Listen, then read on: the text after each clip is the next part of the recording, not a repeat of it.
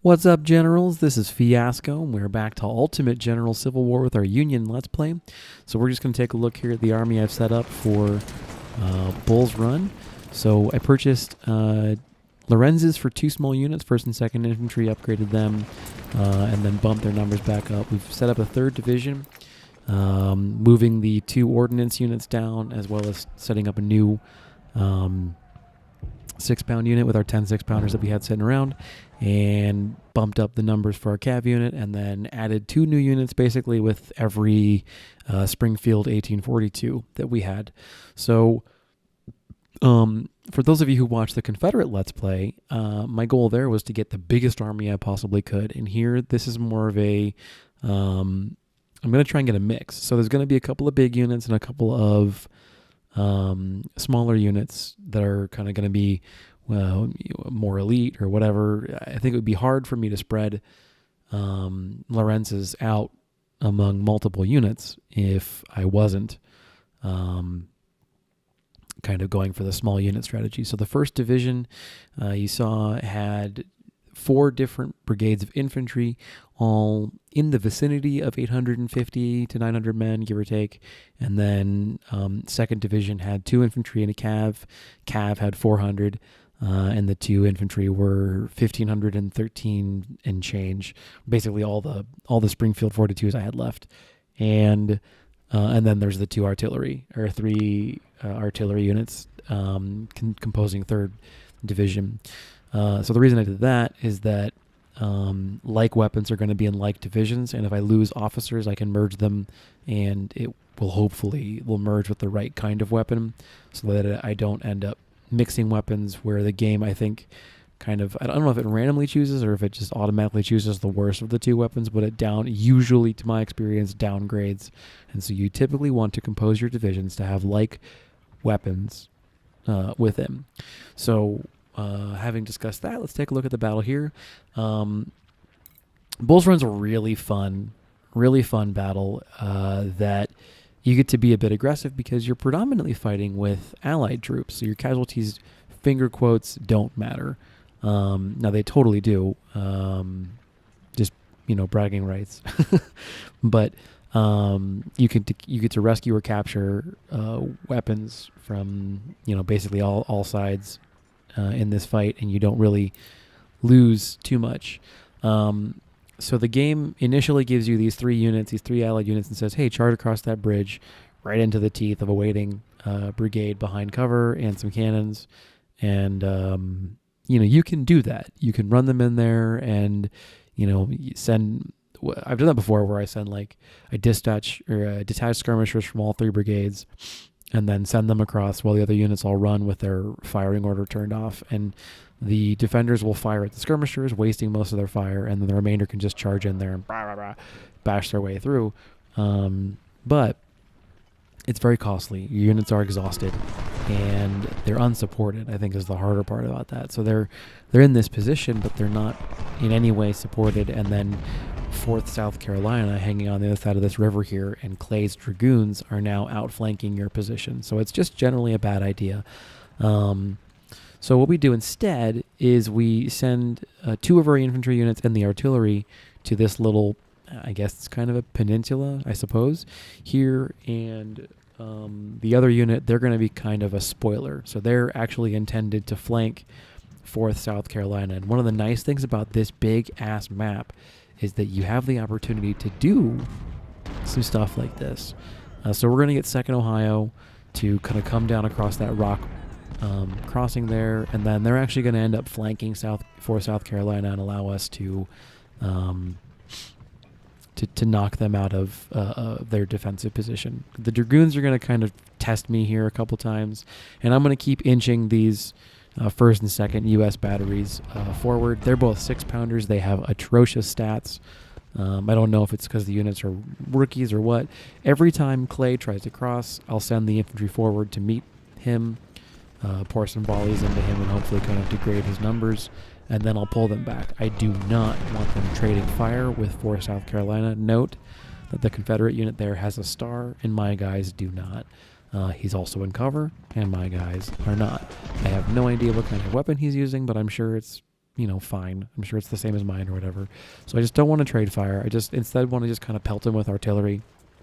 I've got nothing better to do in this time. And we're going to continue moving second across the river. And then eventually we're going to get a unit of melee cav, and they'll join as a part of the flanker force. So the historical battle of Bull's Run is a great example from the Union perspective of what not to do. And in that battle, just like you're seeing here, the Union Army was committed piecemeal from a bunch of different directions. There was no concentration of force, and when they did attack, at least historically, attacks that were launched were kind of hesitantly committed to. So the troops were committed piecemeal, and they were also not committed with a great deal of force or willpower or whatever. It's an interesting example. I mean, the army was incredibly inexperienced, and everybody kind of expected that it would just be like, all right, one big kind of knockdown, drag out, and then the Civil War is over. And history would prove otherwise. So this battle does actually a surprisingly good job of recreating that, in that your troops come in just all over the place and in all kinds of crazy hours. And so the player, especially the first time play this battle, the player might commit his troops, well, the AI's troops, in a similar fashion. And so the game does a pretty good job, I think, of capturing the feel of Bull's Run. Now, of course, I don't do that. I don't do what the game tells me to do. The game's very much like, you need to capture these 2 points. You don't. They don't matter for the final objective. There's an objective that's not currently on the screen further south that actually matters. And as a result, I don't feel a great deal of need to degrade my army taking those 2 flags. So instead, I'm going to kind of come in. So I come in from the far left, and I haven't really done anything with them because I'm focused on kind of watching what's happening with 4th South Carolina. Here I think this is when I get a little bit too cocky. Yeah. So I push the cannon too far forward, and then I start taking musket fire. So I pull him back.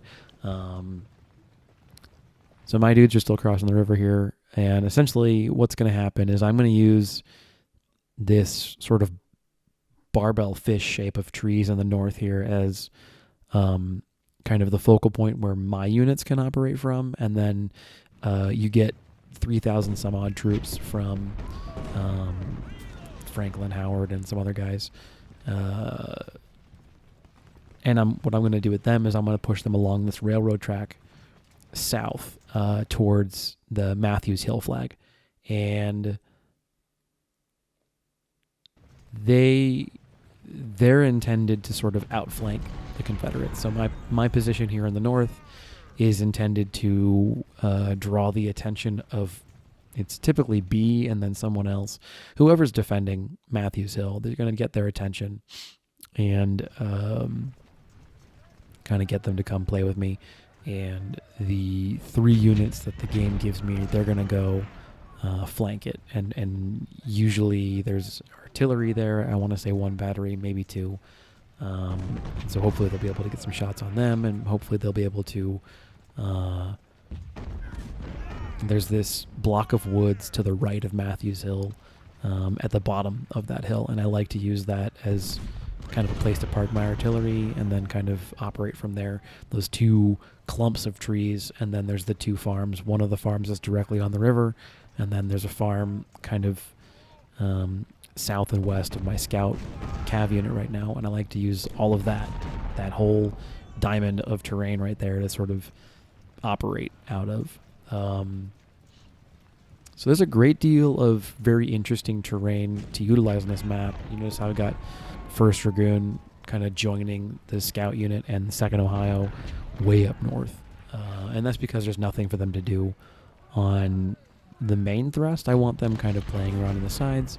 And I'm being careful to put the 2 units with Lorenz's in a position where they are either likely to be on the edge of the fight, where they are supported by a larger, the two new units, basically, the ones with Springfield 42s, so that I can essentially put them in harm's way. I hate to think of it this way, but essentially they're brand new rookies with 1842s, which are an incredibly common weapon, and they're essentially units that I don't want to say they're chaff, but I can let them take more damage, or I can more better afford their damage than I can in the first and second infantry's case. And they're experienced units, all with Lorenzes. I don't want them brawling in melee. Yeah, here's the other units that start coming in. Franklin, Wilcox. What I have them do is I have them come to the south here, in between those two lines of trees, and I'm trying to avoid marching my guys through woods a lot. I have in the past used all of these trees here directly across this field from from Matthews Hill, and fought from that position, and it's fine, but again, it takes forever and your guys are tired. So I'm trying something kind of new for me, because usually I have them sort of, all the AI, all the allied units kind of have them be my front line and just sort of brute force push them through the front door. So we're going to try something new. It ends up working out pretty well, in that one of the best things about the Union position in this battle is that their arrival being so spread out, if you're patient, ends up being to your benefit, because there's not really one solid direction for the Confederacy to align their army, and so you kind of can just attack them from like all the sides at basically the same time, and their position, they have superior position, and they generally have better troops, but because you're attacking them from so many different directions, they can't be everywhere at once. And the Union's guys are, I learned at Distress Call, the Union's guys they're fine, but they're not. You need to use a quantitative advantage, or you need to have a materials qualitative advantage. You can't rely on your soldiers to be better out the gate. Now, there's no reason you can't level up Union soldiers to be the equal of any Confederate unit over time, but certainly by Bull's Run, it's not likely you'll have the troops at that level yet. So I'm shooting at 4th South Carolina from a couple different directions, and then I charge the scouts into their rear. It's slow going at first, but then with fire from a couple different directions, they rout and then push out. And that's the opportunity at the moment that I decide, okay, now we're going to cross the river. And it ends up being pretty fortuitous in that the other allied units that join me on the right of the screen, of what the Union left flank, come in at right around that time. So the timing ends up being pretty good. However, in order to not have the river crossing expedition get overrun, because if they're the only troops on this side of the river, it's pretty quick that the Confederates will be able to, defeat them. I start pushing my units forward, and at some juncture, the AI will see me and react, and so forth and so on, and hopefully that will draw whatever response may come in the way of 2nd Ohio, New York, all that kind of stuff, may come their way, and it hopefully pulls that response, in a different direction. Yeah, so the AI has now seen me. It's aware of my existence. It's not, however, aware of the 3,300-ish men coming from down over here on their extreme left flank, which is perfect. Okay, so we see one of these AI battle charges where The guys, they're flying at me. Okay, cool. So we have reinforcements. When I see that happening, they've decided to charge a unit I'm fine with them charging. And so what I do is I kind of have a couple units to support in a sort of funnel of death. And if Bartow charges 6th infantry, that's fine by me. Yeah, Bartow and B, I've got flanking units with good weapons who can provide flank fire or support fire. And then once 3rd Field gets their guns loaded, they're going to provide canister as well. So I'm not terribly worried about this charge.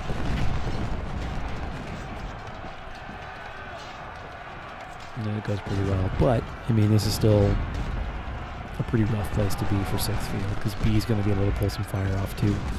And, yeah, I don't think that charge could have gone better from the Union's perspective. And so now I move and I take that first farm, and I'm pretty sure I'm going to have 2nd Ohio start moving on one of the clumps of trees here. And so we're going to talk about kind of my methodology of offensive operations. Is essentially I'm always trying to find the next fort, essentially, the next piece of terrain I can fight from. And any offensive movement is typically movement towards cover or towards a fighting position of some kind. So in my mind, that farm is a fighting position, and these trees are a fighting position, and any cover basically is a fighting position. And I don't want to fight in the open if I can absolutely avoid it. So for this battle, it's a series of short thrusts to cover, essentially.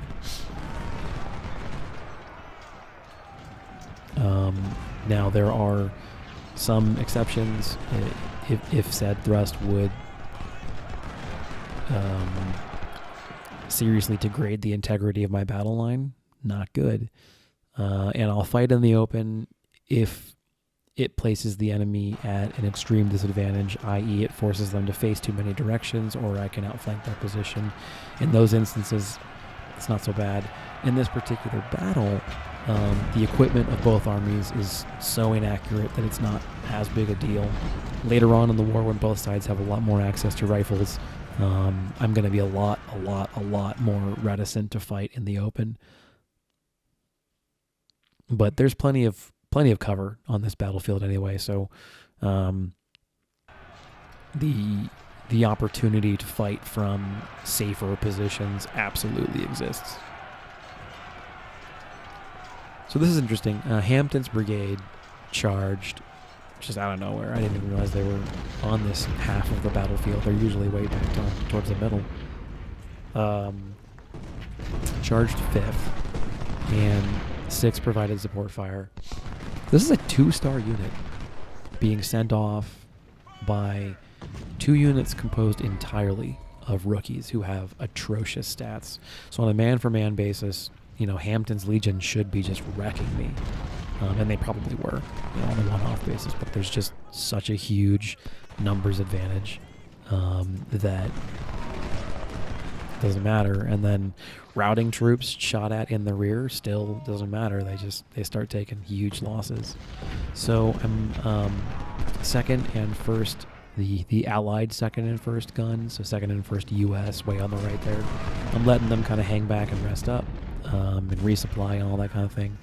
And then I'm going to push, once all 4 of those cannons get online, so there's Ayers and Hunt, 2 new units that came in allied on the far right, which will join the 2 that you start with or you spawn with.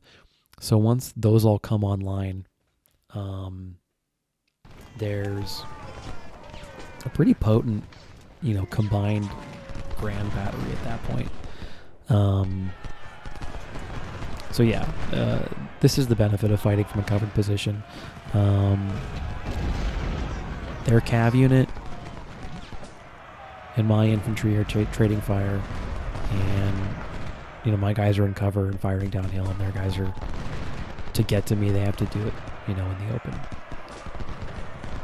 B makes a push. I've got artillery coming at from a number of different directions. I think He hits me pretty hard with shooting, yeah. But ultimately the offensive can't last because B's just getting hit from too many sides.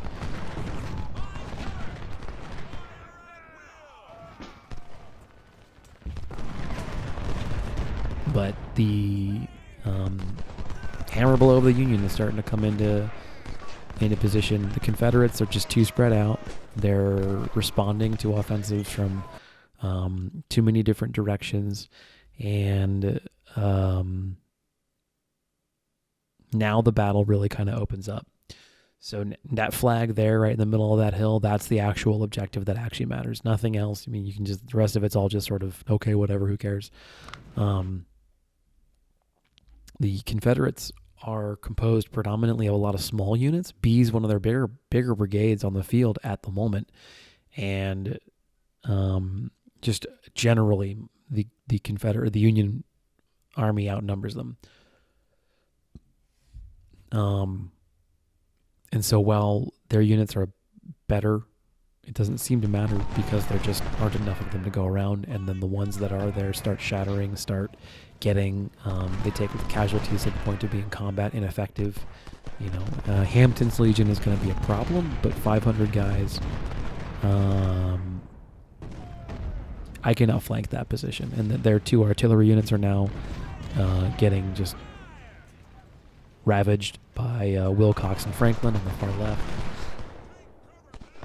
The Confederate position is not one that I would consider to be strong.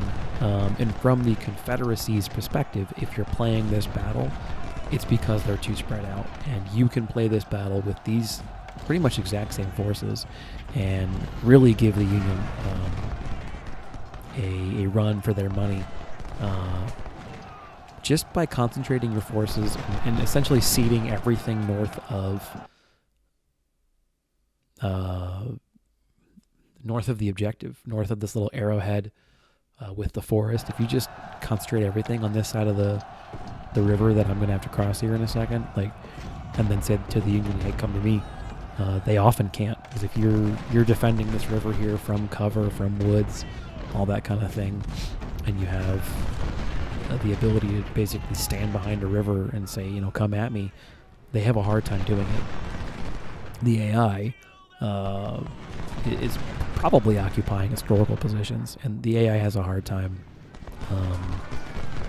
just getting at me.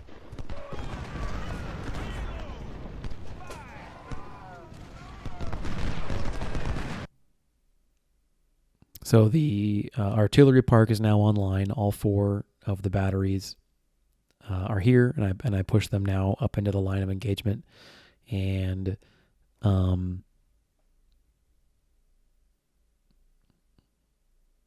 one of the difficulties of this fight from the Union perspective is that if you're doing it right, the battle moves so quickly, the artillery kind of has a hard time keeping up. In that, once they've dismounted and started getting ready to shoot, the battle's already starting to move again. And oh my goodness. So what had been intended by me to be just sort of a line extension maneuver with Sherman and 2nd New York ends up being kind of the linchpin of how this fight can go. There's this huge clump of Confederate units in the river there. I've got no idea what the AI is thinking, why they're not forming an inverted horseshoe or a regular horseshoe formation on this river in the woods and saying, hey, fight with me. But they're not. So I need to reposition my army to take advantage of that and start pouring as much fire as I can into these guys on the river. And I think that we ended up shattering a couple units. It's just devastating. The battle is essentially over at this point. So rather than trading shots with Lynchburg's artillery unit, I just charged the dragoons in there. There's 400 guys to 150. We should be fine. And with no artillery pouring canister into my left flank, Sherman and the other units are now free to literally pour fire downhill into 2 skirmishers, 3 skirmishers? No, 2 skirmishers, Jackson, supplies, 2 units of infantry. Yeah, there's just a lot of juicy targets there that constitute a not insignificant portion of the Confederate battle line.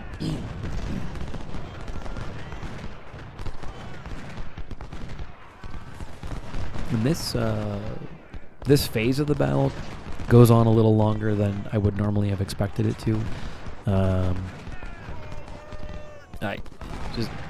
The Union position is too good, and the Confederates keep coming to play kind of piecemeal. We wipe whole units out. Well, wipe them out. They shatter. And a certain percentage of them just kind of walk away. But I'm mostly letting the Allied units deal with this part of the fighting, and that's because this is a bit of a brawl, and this is just trading shots, trading fire, so forth and so on. So I let them kind of handle all of this because, again, I'm trying to minimize my casualties while maximizing theirs, and Allied casualties don't ultimately matter. So they're going to try and push. This actually makes me nervous. So 5th Virginia and 27th Virginia come screaming across this river in a pretty good flying column, which is multiple units stacked up in single file attacking one point in my line with the intention of just soaking up the losses, battering through it, creating a hole, and then forcing open the wound in the line, essentially. So I rush forward 5th and 4th to plug the hole, and they lose steam because it's just not enough men. And I just happened to have the artillery park there ready to respond. So short-term discomfort for 1st Ohio. It ends up being devastating for the units that participated in the attack. It's possible one of them shatters. And then just 5th Infantry just takes up the position. So that where there was 600 troops, there's now 1,430. So now I start thinking about, okay, it's about time to start crossing the river. I've got an hour to capture this flag. I don't know if I lose the battle if I haven't captured that flag by the time the clock ticks down to 0, but it's better to just, conditions on the field are right for me to take that flag anyway, so why not take it, start crossing the river. There's no organized resistance anyway in the trees on the Confederate side of the river, so why not cross? And it's the same thing. It's the same, I'm trying to find fighting positions that are in cover. From the Confederate perspective, it's really easy to use this sort of triangle of trees as your fort, and it's kind of hard from the Union perspective to penetrate it. It's possible, we do it, but it's there's a lot of good positions for them to fight from and for them to hide, and the AI, to its credit, does do a good job holding its objective, but they're just, at this point, let me take a look at the blue-red bar, they're really outclassed, and it's to the scenario's detriment from the Confederate perspective that they get their troops in waves just like the Union did, but the Union waves all came in relatively early, and the Confederate waves are segmented off in portions of the battle.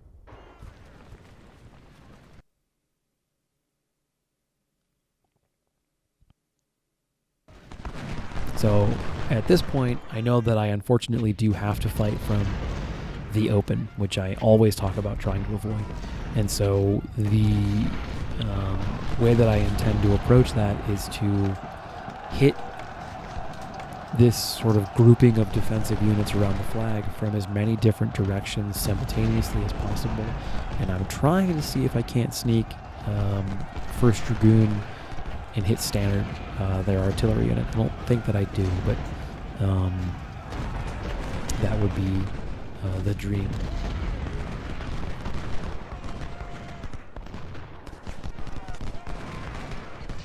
Okay, I do a little bit, but then Bartow comes screaming in to come get me.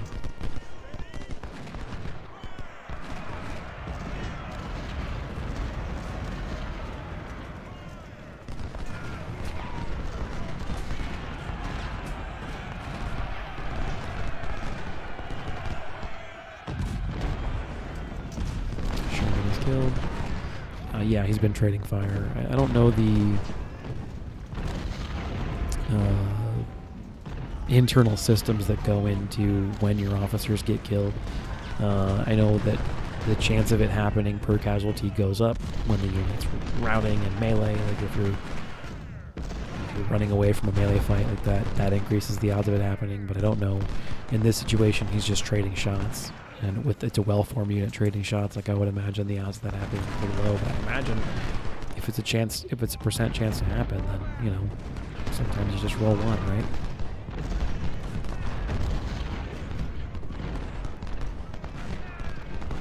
So the hit them from every direction strategy is working out pretty well. Whatever unit tries to hold the farm there starts streaming out.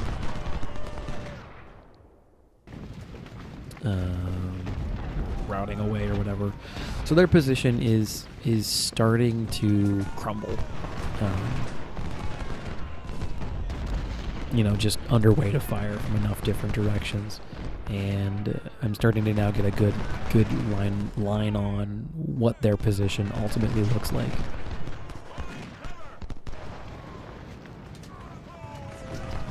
However, the allied units of Franklinhauer and Wilcox are all exhausted.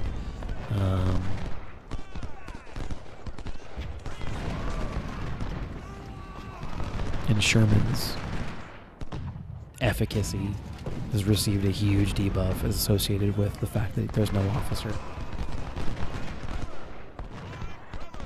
So, but now that I'm shooting at standard, he's going to have to back out, and once there's no artillery there, that position falls apart pretty quick. I'm surprised the AI hasn't gotten Jackson out of there, because that's crazy. So now I'm starting to bring other units online, trying to extend my flank out left of the screen. It's actually the Union right flank, but I'm trying to organize my front line. I know now I'm going to take the flag, and so now I need to get ready for the next phase of the battle, where the Confederates get a huge block of reinforcements and they come screaming at me, and that's all fun.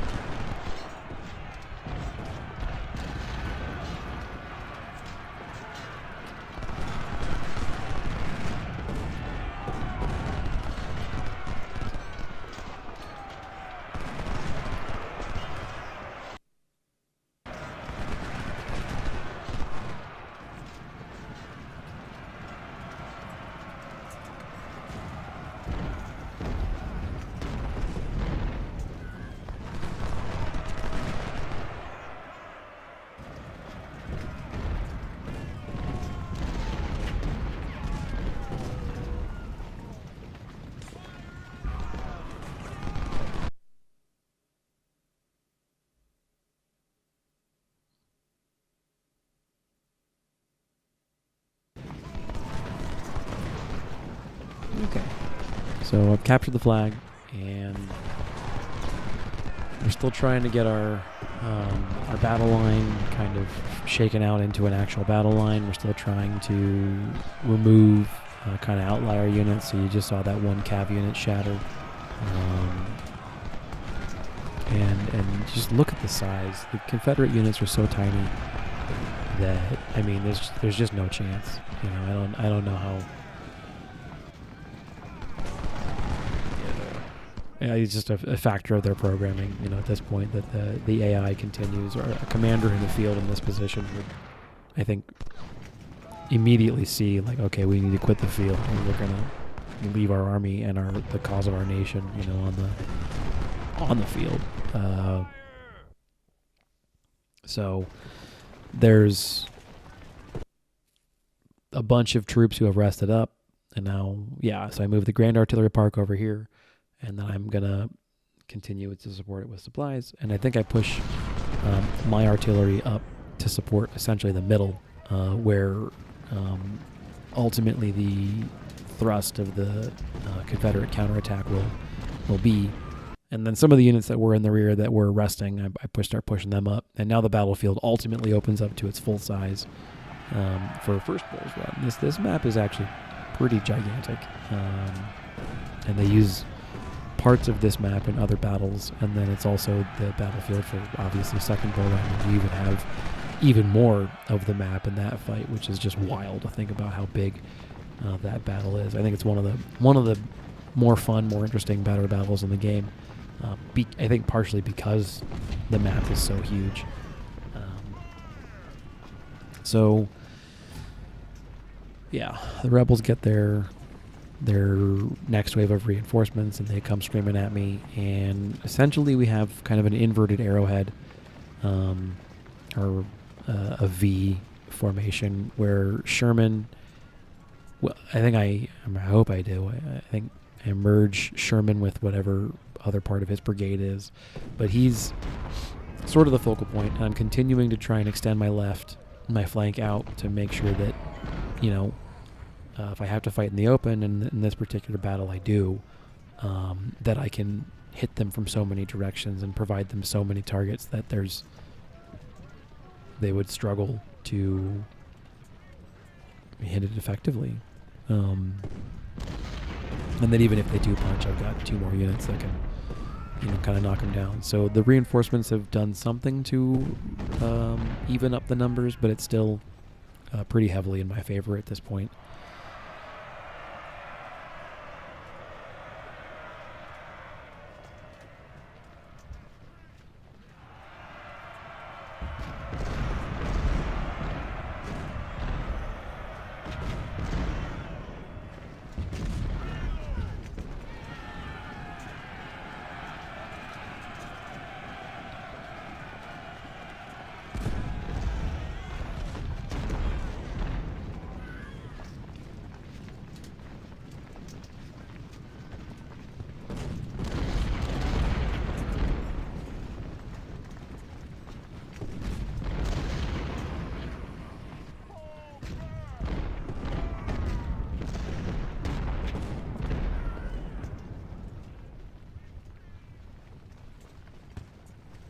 And it's a good thing that I keep on trying to push my line left, because Stewart is going to keep on trying to figure out where the edge of my line is. So this looks kind of threatening, this Confederate push coming up the middle, but ultimately I think it's pretty... well, so if I was in their position, I wouldn't be launching an attack anyway, but it's pretty silly. So all of their forces come streaming in towards the center, where I happen to have all the artillery and troops, well-rested troops in cover with good armor, good ammo, and what does B hope to accomplish?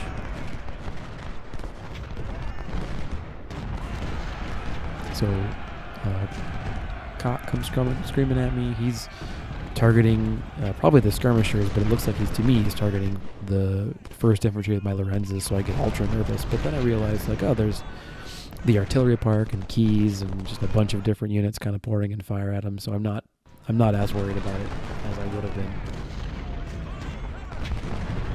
And unfortunately, kind of all of their little pushes kind of go this way, is just, it's a meat grinder of a map, and they're compelled to try and take the flag that I'm currently standing on. They do attempt to probe my flanks, which I think is great. But I have enough troops that I can kind of create a solid phalanx of blue jackets from every bit of this island. And then just kind of grind them down. Essentially, it's not pretty, but hey, you was a big unit. Cool. So he comes screaming at me. He's going to charge Tyler, it looks like. But Tyler is well supported by Howard and Franklin. And this is a... Ooh, okay.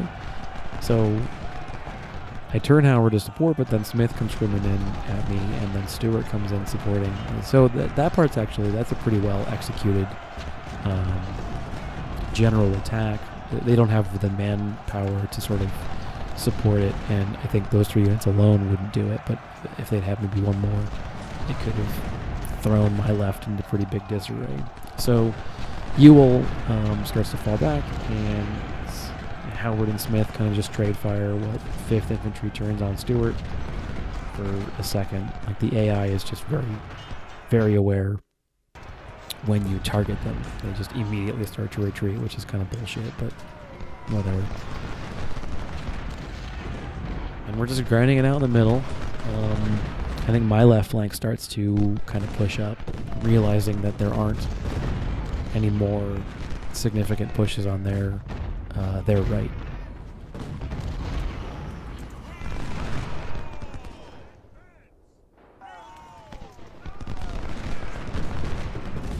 Pushing up my artillery.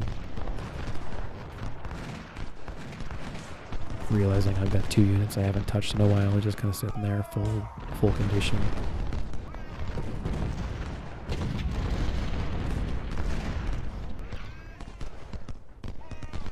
And then, so this is actually kind of a good example of a larger field battle and kind of how you handle it. So I'm a fan of small adjustments in the line. So rather than a large sweeping maneuver of an entire division, I'm a fan of, once the line of battle has been engaged or defined, moving one brigade at a time a short distance and then realigning with that new maneuver, or the new reality of that brigade's position. And in this way, for me, like, cohesion of the army is pretty important. Ensuring that the meta maneuver of the entire army is well supported, and every unit is supporting each other except for the ones on the flanks, and the ones on the flanks are, okay, kind of thing. This is a good example of that in action. And if you go and watch the Confederate Let's Play, I thought Gaines's Mill was an excellent example of army maneuver, or a grand battle maneuver, where there was a large, essentially, right hook, where one corps fixed the enemy to the front and one corps kind of closed the door, and it went beautifully, in my opinion. Just the timing of all the different portions or phases of the attack went great. So this is a good example of that same kind of maneuver early on in the Union battle. And one thing that I like about the Union campaign is that you've got a lot more opportunity to do that, especially like Antietam, where you're coordinating an attack from 3 different directions. That's super cool. Super cool stuff. One of the things that this game kind of makes this game sing is that larger kind of battlefield maneuver. Another colonel gets killed, but I don't know which one. That's kind of the frustrating part about having allied units, is I don't know if they're mine or not. So, like, a colonel bites it, and I'm like, oh, do I care? Like, the officers in these fights, they don't come with me to the next battle. So I'm never, like, I don't ever like seeing my officers go down, but that's just kind of, does it really matter?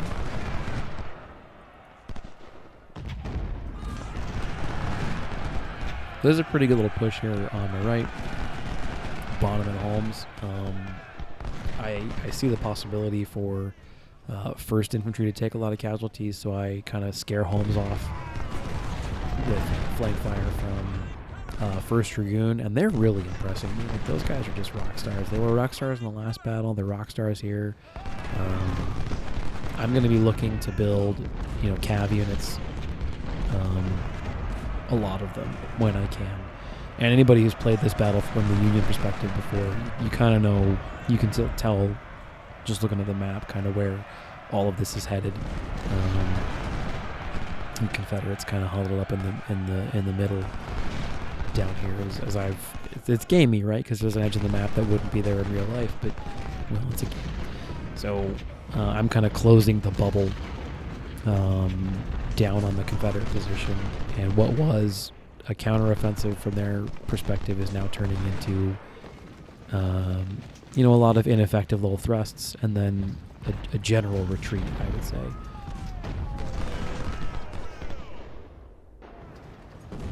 So Stewart's trying to come out, and I obliquely shift First Dragoon to make sure that if they do come out, they're going to take a volley in the process. And then I'm starting to kind of try to close the door. And this is the closing phase of the battle now. This is a pretty common way to see this fight end. I don't know what's happening here. Like, what technically is the problem from a programming perspective. They hit this river and they just lose it. And I've played this from the Confederate perspective, and the Union Army does the same thing. They're retreating and they find a patch of river and they just like freak out and they stop there and they just stand there. And so this is obviously gamey, but at this point in time now, I'm gonna advance my units and not the allied units, because I want my units to be the ones getting the kills, and I want my units to be the ones getting the experience and the skill gains and all that kind of stuff.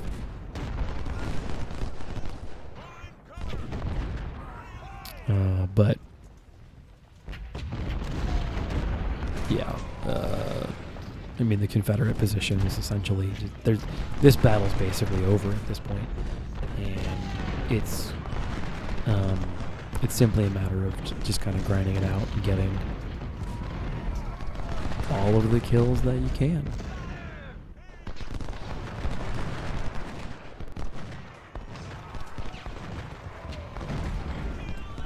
The Lorenz units have really impressed me. I'm a huge fan of that weapon generally, and this battle has not made me any less of a fan of them than I already was. They're just super accurate rifled muskets. They're the first rifled musket that the Union has access to this early in the war. Now they're expensive, unfortunately, but damn, are they good. And they're just super long range, and they're super accurate, and they take forever to reload, which is kind of a problem. But if you can support them with palmettos or Springfield 42 units like I'm doing here, like they just kind of sit back a little bit and they pick at other units. And they both taken pretty light casualties. The casualties for the Union have been fairly light over the whole battle, which is good. And yeah, so this part, there's not much more to say. They're in the river, they're easy targets. Fishing with arrows is the joke that comes to mind. And this battle pretty much always ends up this way. If I don't know, I've not seen it go differently from the Union perspective. So I'm going to go ahead and fast forward. And essentially what's going to happen here is anytime one of these units tries to move, they're going to get blasted into the dirt, and not too long here, they're all going to shatter. If I timed it better, I would have run one of the units in there and kind of charged from every direction to try and get a few of them to surrender. Turns out I don't need to. All right, so that's the battle over. Nearly 100% destruction. Well, 100% of the destruction of the units that I could find.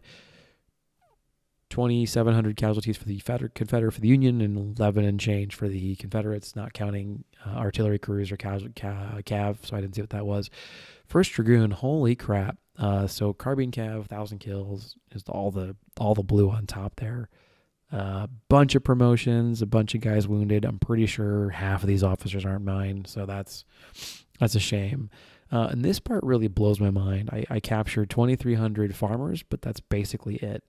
I'm really surprised that we didn't capture more. You captured, I guess, another 10 gun unit of 6-pounders, which is okay. Kind of frustrating though, because I was expecting to get some Springfields for some better weapons, but hey, whatever, it is what it is. We get a free point or a free army, free corps, whatever. We get 2 career points. We get some stuff here, and I'm going to take a look at.